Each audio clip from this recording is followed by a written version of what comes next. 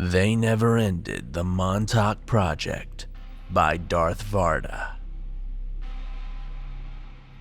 I'm sure almost all of you have heard of the Montauk Project. If not, here's a briefer. Formed way back in the 80s, the project is a black operation entirely focused on developing and implementing psychological combat techniques as well as other exotic experimentation. Think time travel, telekinesis, psychic abilities, cloning, paranormal and supernatural events, cryptids, immortality, alien life, non-human technology, dimensional portals, the works. Some say that the project is the successor of the Philadelphia experiment, and they're not wrong. The crazier the phenomena, the more likely it is or was to be studied. Initially, the project only took place at Camp Hero, but eventually it was split into multiple branches and the main facility moved about 18 miles to the north of Montauk Point on Plum Island. Officially, the project is said to have never existed at all, and unofficially, it's said to have ended, but neither are true. Now, there's a lot I can say about what I think or thought the project was, and there's a lot I can tell you about the things I saw. But I don't have much time, and I guess that's the best place to start. I was stationed at the main facility actually underneath Plum Island. At this facility, the one thing they were most eager to master was time, and there's a reason for this. A long time ago, or so it's told, there was a not-so-tiny accident at the facility over at Camp Hero. It involved one of the original overseers of the Montauk Project, who oversaw the study of time. He created an experiment that utilized reverse-engineered found technology. The technology ended up working, but not in a way they had previously calculated, and the results were problematic. What happened to the overseer and his team changed the way the entirety of the project operated. Restrictions were implemented, and the experiments were separated. And yet, despite this, the project was still not shut down. Instead, it was decided that the technology would simply be moved to a more secure location, and thus the main facility at Plum Island was born. I've heard many things about the technology used in the accident. That it was recovered from Roswell, or found in the ocean, or melted it out of ancient polar ice. I've heard it looks like a portal, a doorway, or a gate. One person told me it's basically one big rock with a human-sized hole in the center of it. Not spectacular by any means, but certainly mysterious and the source of much speculation. Ever since the day of the accident, this gate has been contained under 24-hour surveillance, deep, deep below the island. And if you ask me, it's almost like they're scared something will come out of it, rather than that someone will go in. And I don't blame them. Because last night, while I was mopping up some vomit and piss and blood, and nearly everyone else at the facility was engaged in another highly volatile experiment, there was a massive containment failure. Or, to be euphemistic, an accident. And it involved the gate. Surprise. Let me back up. I said I worked at the main facility, and that part is true. But as for me witnessing, and I mean really witnessing some things, well, that's a whole nother big can of worms. Why? Because I was part of the cleanup crew. Basically, a glorified janitor. I know. How could you possibly rely on the word of a person like me, a lowly, unimportant, and easily replaceable cog in the wheel? I'm part of the U.S. Chemical Corps. I was initially brought on for containment purposes, to stand guard over the things that they keep or kept there, but soon discovered that my duties were more akin to that of a janitor than anything else. I would spend hours a day cleaning up after the experiments, only ever seeing the aftermath of them. It wasn't pretty, or fun, or respectable, but at the end of the day, it pulled in a decent pay. And also, you shouldn't judge people based on their job, I'm just saying. Well, as a glorified, slightly resentful janitor, I took it upon myself to find out as much as I could about this incredibly secretive place that I cleaned. I hid my curiosity under the guise of extreme dullness and dimness. No one suspected I was capable of anything other than wiping blood and vomit off of floors and out of cages and chambers and observation tombs, so I played that to my advantage. As my grandmother used to say, when life gives you lemons, cut them in half and squeeze them in the eyes of those who gave them to you. And last night I was working in full gear down in sub-basement 3, the place they keep the immortals. I guess the immortal in question was slowly going insane. It had gnawed at both wrists until it burst the veins and had to be euthanized. There was blood everywhere, and it stank. Unfortunately, I happened to be the only janitor on call that night, so it was me and an escort of 2 guards, that's it. We were all wearing biohazard gear, but theirs were black and mine was white. I was inside the containment chamber, in one of the darkened corners, hidden behind the hefty observation tomb, while the other 2 men stood outside shooting the breeze. I didn't recognize their voices, so I wondered for a moment if they were new. They wouldn't last long. No one ever did here, but what they were saying was certainly interesting to listen to. And suddenly they stopped talking, and their voices became serious, professional. "Didn't expect you here this late, ma'am." I peeked out from around the side of the tomb. It was the project lead, who I'll refer to as PL from now on. Her clothes were muddied, and her hair was wet, and she was wearing a red coat and these old-looking cowboy boots. PL never wore anything other than professional attire and her hazard gear. Behind her, following her silently, head hung low, was some random girl that I'd never seen before. She was wearing black leggings and a chunky sweater. Around her neck was a thick metal collar. It was blinking a blood-red light. I wondered for a moment if she was PL's daughter. Then I banished the thought from my mind before it got away from me. PL murmured something that I couldn't hear, and both guards laughed uncomfortably.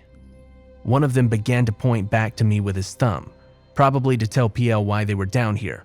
But before he could make a full movement, PL pulled out a pistol and shot both him and the man standing next to him in the head. Quick as a flash, they slumped backwards before falling unceremoniously to the ground. I covered my mouth before I could make a sound, trying to make myself as small as possible against the corner and behind the tomb. The girl following PL didn't even flinch. I wondered if she was doped up. Maybe the collar was doing something. I don't know. PL kicked one of the guards in the foot like she was checking to see if he was dead. Satisfied, she murmured something and turned to leave. The girl looked up in my direction, and then she looked down again and followed PL to the door. I'm not sure if she saw me, but I didn't move for what felt like hours after they disappeared. My heart was pounding in my throat. Neither of the guards moved again.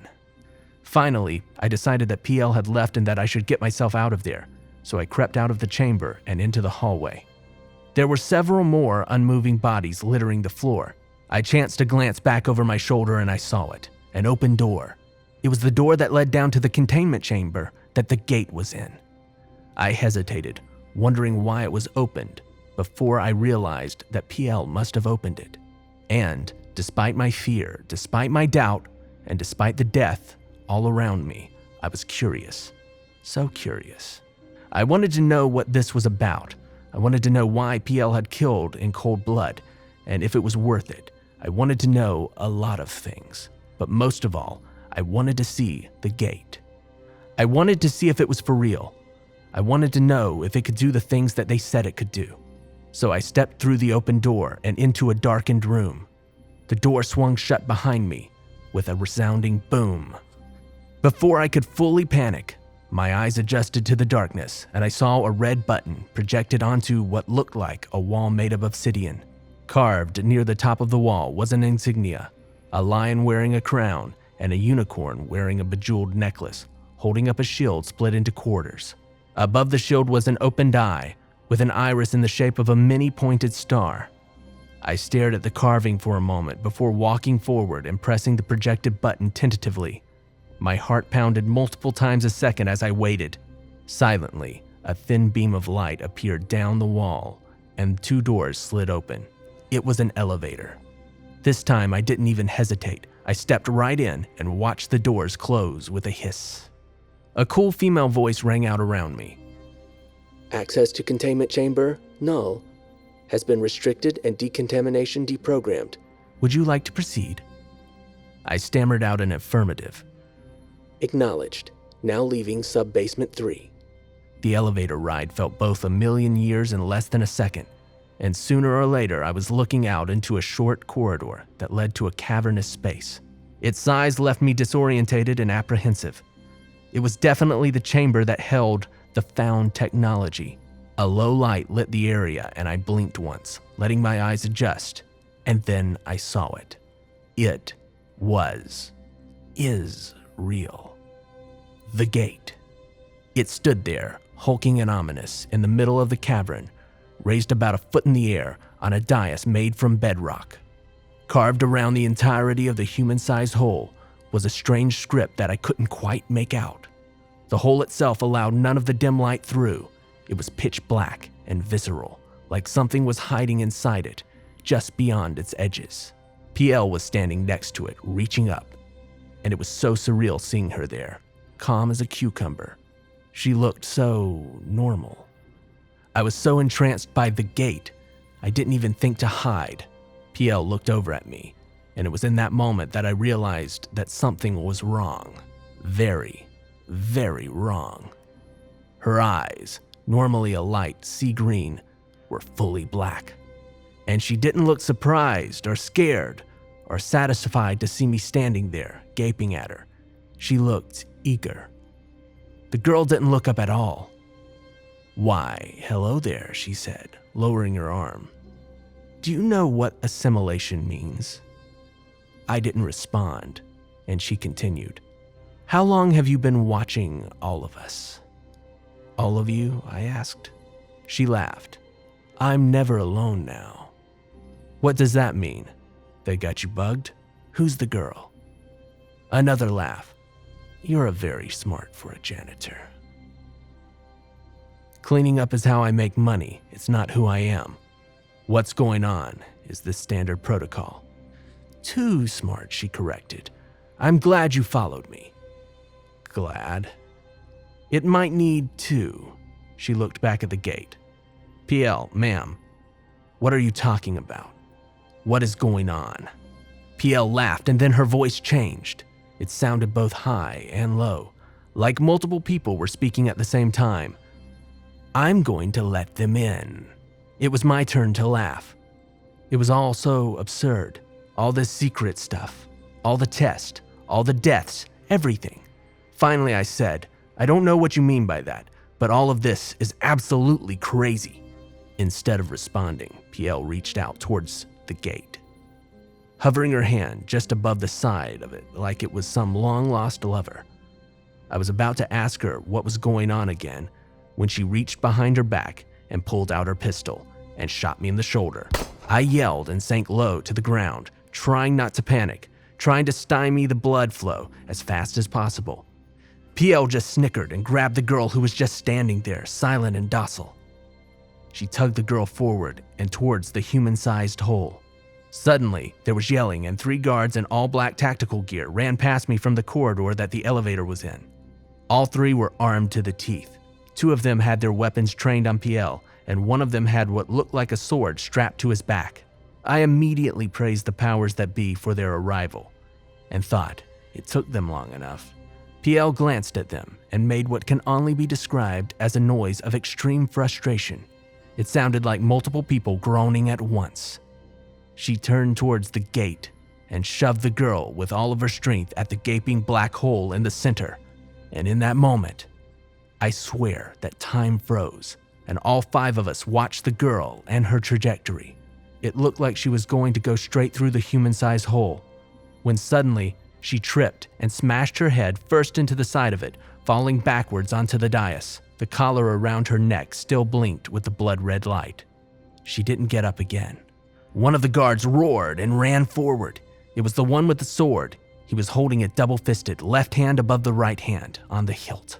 He scrambled back onto the dais without missing a beat, and he swung Link style around in a full circle like it was slightly too heavy for him, and he cut PL clean in half.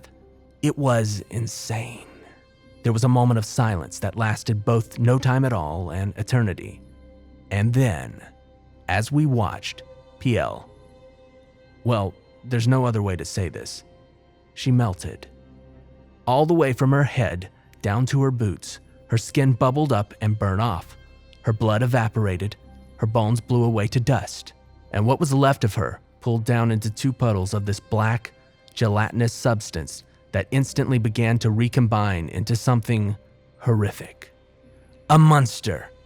A huge, horrific, blackened blob that rolled and rolled onto too many arms and legs and then faces. There were parts of people inside it, pushing out of it. They all looked like they were in the deep throes of passion or pain, and they were all moaning. It was high-pitched and low and completely terrible. I recognized one of the faces. It was PL. She was laughing or crying, or maybe both. It scared me so much that I didn't realize that I was screaming until I tripped backwards and nearly bit off the tip of my tongue. The monster made to move, but the guard swung at it again, cutting off multiple limbs and 2 faces in the process. Before he could get another swing out, it skittered with terrifying speed towards and then through the gate, instantly disappearing into the darkness at the same time an ear-splitting siren sounded. The script carved around the human-sized hole began to glow this blue, purple, brilliant color, and the ground beneath us started to shiver and shake. The bedrock crumbled, sending the gate listing dangerously towards the corridor with the elevator. A stone fell from above, and then another, and another. I screamed again, sending a gush of blood down my chin. A bubble of blackness formed around the human-shaped hole and burst, sending bits of black goo cascading around us, revealing what I can only describe as a giant eye. It was bright blue. The pupil dilated and then locked onto us. One of the guards fired all 6 rounds of what looked like a Mossberg 500, but they weren't normal slugs. They were way too bright and way too loud. The sound of them echoed over the siren, and I blinked, blinded by the sudden exposure. The eye blinked too, totally unscathed. And then it turned bright red. The guard with the Mossberg turned to the other 2 and yelled something, and despite their mask, despite the siren, and the stones and the giant eye, I could vaguely make out what they were saying. It sounded like they were arguing about whether or not to destroy the gate. One of them said that they had to, the other one said that it was too late, and the third one asked to get out of there, and then they pointed over to the girl. The guard with the sword looked down at her, then handed it over to one of the other guards. He bent down and picked her up, not princess style, but over his shoulder like a soldier or a sack of potatoes. And I know he was wearing a mask, but I swear he was crying as he carried her past. The guard, now holding the sword, slung the Mossberg onto his back and swiftly followed. The last guard, though, stopped and made his way right towards me, ignoring the sirens and ignoring the thing staring straight at us. He bent low to my head so that I could hear him over the sound of the siren. "You okay, mate?" he said in a slight British accent. I looked up at him. I could barely make out the color of his eyes behind the mask. Muddied green. I opened my mouth, and a spout of blood poured out, so I shook my head instead. He nodded then and helped me up and back over to the room where the elevator was. The 2 other guards were waiting inside. "What are we gonna do with him?" the guard, now holding the sword, nodded in my direction. "Nothing," the one who had helped me up replied. He was still bracing me, making sure that I didn't fall. "But I'm not leaving him down there." "What about that rock? What about that thing? Why didn't you let me blow it up?" The guard next to me sighed loud enough for me to hear it, through his gas mask, but didn't respond. I glanced up at him, and then over at the other 2 guards. Obviously, I couldn't tell much about them through the gear, but the one holding the girl seemed to still be crying. He hadn't said a single word since picking her up. The guard awkwardly holding the sword seemed skittish. The sword he was holding was bright silver and seemed to glow. The same strange script carved into the gate was engraved on the center of the blade, but I couldn't read it. We arrived moments later at Sub-Basement 3. The cool female voice of the elevator warned us again about the lack of a decontamination process. I watched the guard who helped me place several blocks of C4 into the elevator before ordering it to go back down. We didn't wait to watch what happened. The basement was deserted, but the alarm was as loud as ever. We made our way up and up and up until we reached the ground floor. It was utter chaos, and the 3 guards, the girl and I, slipped in unnoticed. The remaining staff in the facility were rushing to gather data and secure experiments and subjects for transportation. The British guard immediately handed me off to a scientist, telling her I was in dire need of medical attention and that the gate was compromised. He leaned over to me and said 4 words just loud enough so that I could hear. I turned to reply, but he, the 2 other guards, and the girl had already disappeared into the crowd. I never saw any of them again. The 4 words were, "Do what they say." In the hours that followed the containment failure, all staff, subjects, and experiments were taken into a secure location for decontamination and processing. Some of us were released. Others were forced to stay for extra processing. I was one of the lucky ones, if you could call it that. Before I was released, I was forced against my will to sign a non-disclosure agreement. And that was their first mistake, letting me go. Because honestly, if they decide to liquidate me, then so be it. If I accidentally die in my sleep or overdose or suffer a massive heart attack, or they somehow black me into doing it myself, so be it. I'm not afraid of them. What I am afraid of is that thing. I'm afraid of what will happen to the world if all this shadowy business is allowed to continue. I don't want to do what they say, and that was their second mistake. Trusting me. I guess this is my way of warning you all. There are things out there, things we don't understand, things that we can't explain, hiding in darkness and hidden by darkness. What we see in our everyday lives, what we know about, hear about, read about, barely scratches the surface of what's really happening in the world. Well, I guess I should say, this world.